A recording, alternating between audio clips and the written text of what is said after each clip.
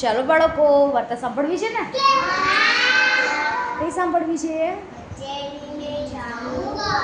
ચાલો, સરસ. એક હતા ઉંદરભાઈ, અને ઉંદરભાઈ ગામમાં ફરતા હતા. ફરતા ફરતા એને એક કપડું મળ્યું. તો એને વિચાર આવ્યો કે આ કપડાનું હું શું કરું. તો થોડાક આગળ ચાલ્યા તો એક દરજીની દુકાન આવી, અને ત્યાં જઈને કીધું, એ દરજી, મને આ કપડાની ટોપી સીવી દે. તો દરજી જોવા માંડ્યો, કોણ બોલે છે? ઉંદર કે, હું બોલું છું ઉંદરભાઈ, મને ટોપી સીવી દે. દરજીએ શું કીધું? જા જા, એક ગજ મારીશ ને, ગજ એટલે ઓલું મશીન હોય ને સીવવાનું, કપડાં સીવવાનું, મરી જઈશ કે નવરો છું હું તારો ટોપી સીવા. તો ઉંદેડો ધમકાવવા માંડ્યો. ઉંદેડો શું બોલ્યો? કચેરી મેં જાઉંગા, સિપાઈ કો બુલાऊंगा, बड़े मार खिलाऊंगा, फिर તમાશા દેખુંગા. કચેરી એટલે પોલીસ સ્ટેશને જાય, સિપાહીને બોલાવીશ એટલે પોલીસને બોલાવીને દંડા ખવડાવીશ તને. કોકને દંડા મારતા હોય તો આપણે મજા જ આવે ને? આવે ને? તો એ કે પછી હું તમાશો જોઈશ, તો તમે દંડા મારતા હશે એટલે હું તાળી પડીશ. સમજાણું? પછી દરજીને તો બીક લાગી કે આ પોલીસ સ્ટેશન જઈને કમ્પ્લેન કરશે તો એ કે ઉપર સીવી દો. એ કે તો એ કપડું હતું એની ઉંદરભાઈને શું કરી દીધું? ટોપી સીવી દીધી. અને ટોપી પહેરીને ઉંદરભાઈ આગળ ચાલ્યા. તો આગળ ચાલ્યા ત્યાં કોણ મળ્યું? એને ભરત ભરવાની દુકાન હોય ને, ભરત એટલે આપણે સાડીમાં ને એમાં ભરેલું હોય ને, ડ્રેસમાં ને એમાં, એ ભરત ભરવાની દુકાન મળી. તો ત્યાં જઈને કહે, એ ભરતવાળા ભાઈ, મને આ ટોપીમાં ભરત કરી દે.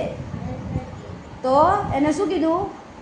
જ્યાં હું દેડા, હું કંઈ નવરો બવરો બેઠો, એક સોય મારીશ ને તો મરી જઈશ. સોયથી બીક લાગે ને?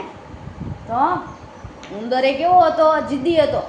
મને ભરત કરી દે, નકર કચેરી મેં જાઉંગા, સિપાઈ કો બુલાऊंगा, बड़े मार खिलाऊंगा, फिर તમાશા દેખુંગા.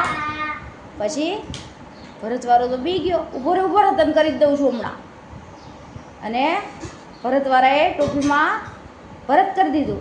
પછી ટોપી લઈને થોડા ઉંદરભાઈ આગળ ચાલ્યા. ત્યાં એને મોતી જ્યાં ભરે એની દુકાન મળી. અને ત્યાં જઈને કહે, એ મોતીવાળા, મને આ ટોપીમાં ભરત કર્યું છે, એમાં મોતી ટાંકી દે.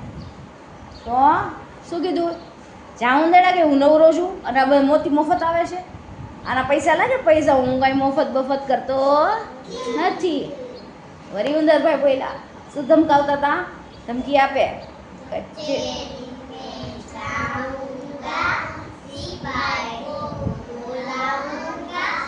બડે માર ખિલાऊंगा, फिर તમાશા દેખુંગા. ત્યાં તો મોતીવાળો બી ગયો અને ટોપીમાં ભરતકામમાં મોતી ટાંકી દીધા. પછી થોડોક આગળ ચાલ્યો ત્યાં ડમરૂવાળો મળ્યો. ડમરૂવાળાને કે, એ ડમરું આપ મને. તો ડમરૂવાળો તો સારો હતો, તરત એને ડમરું આપી દીધું.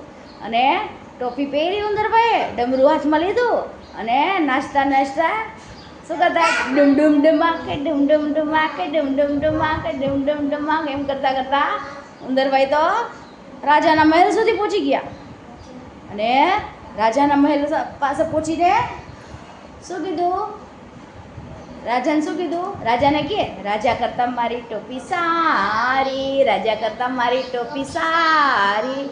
તો રાજા તો ગુસ્સે થઈ ગયા. અને આ કોણ છે? એ કે ઉંદરની ટોપી કંઈ રાજા કરતાં સારી હોય નહીં.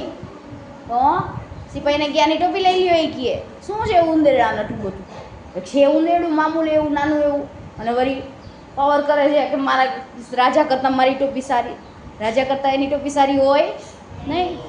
તો સિપાહીએ ઉંદરની ટોપી લઈ લીધી. તો ઉંદરભાઈ તો કેવા હતા? જિદ્દી. તો શું કહેવા લાગ્યા?